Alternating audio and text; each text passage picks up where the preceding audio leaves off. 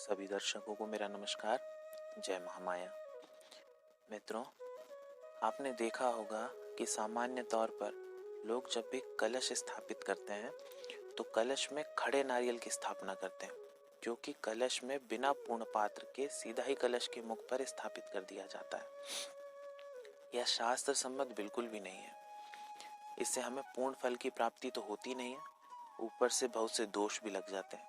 शास्त्रों में ऐसा कहा जाता है कि अधोमुखम शत्रु विवर्धनाय ऊर्ध्वस्य वस्त्रम बहुरोग वृद्ध्यै प्राची मुखम वित्त विनाशनाय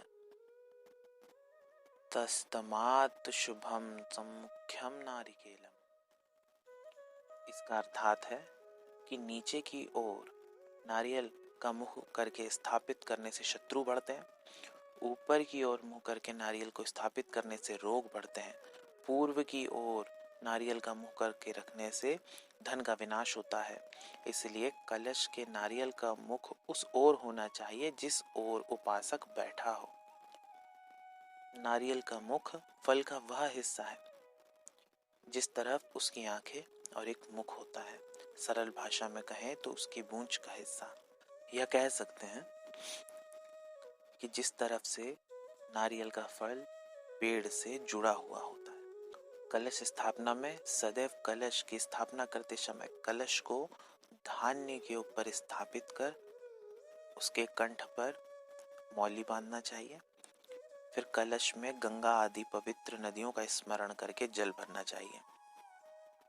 कलश में हल्दी गांठ, गंध, पुष्प, अक्षत आदि डालकर पूजा सुपारी, एक सिक्का डालकर फिर एक पान का पत्ता उस पर रखें और 5 या 7 अशोक या आम के पत्ते उस पर रखकर ऊपर से चावल से भरी हुई कटोरी या प्लेट रखना चाहिए। उसे ढक्कन की तरह ढांक देना चाहिए, बिल्कुल उसी तरह जिस तरह से हम किसी जल के पात्र को ढांकते हैं।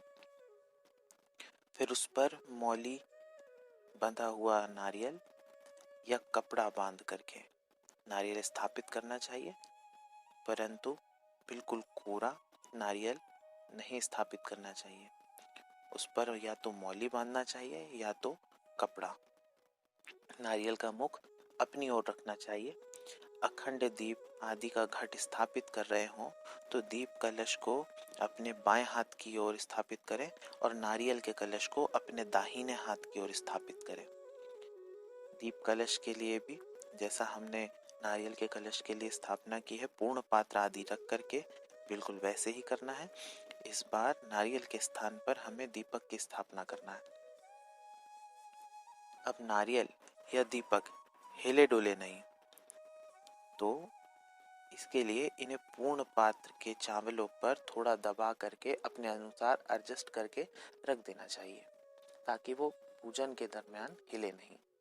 अखंड ज्योत के लिए घट स्थापना करने के बाद बाती को सरकाते समय कई बार यदि उसके खंडित होने का डर हो, खतरा हो, तो एक छोटी सी कपूर की डाली उस ज्योत से जला करके किसी अन्य दीपक में रख लेना चाहिए और फिर बाती को सरकाना चाहिए। यदि दीप ज्योति खंडित भी हो जाए तो दीपक की प्रतिपदा के दिन की ज्वाला आपके पास अभी भी उस कपूर में प्रज्वलित ही है। उससे अपनी ज्योत को पुनः जागृत कर लें और माँ से क्षमा प्रार्थना अवश्य कर लें। ज्योत की देखरेख करने के लिए लकड़ी से या अंगुलियों से बाती को खसकाने में कई बार दुर्घटनाएं ऐसी हो जाती है, इसलिए चिमटी या प्लाकर का उपयोग करें और घट पर हमेशा जलता हुआ दीपक ही स्थापित करना चाहिए। बाद में रखकर उसे जलाना शुभ नहीं माना जाता, इसलिए पहले दीपक को जागृत कर लें, उसके बाद कलश के ऊपर उसे स्थापित करें। मित्रों, यदि आपको जानकारी अच्छी लगी हो तो वीडियो को लाइक करें, चैनल को सब्सक्राइब करें, बेल आइकन पर क्लिक कर लें और वीडियो को ज़्यादा से ज़्यादा शेयर करें। जय महामाया।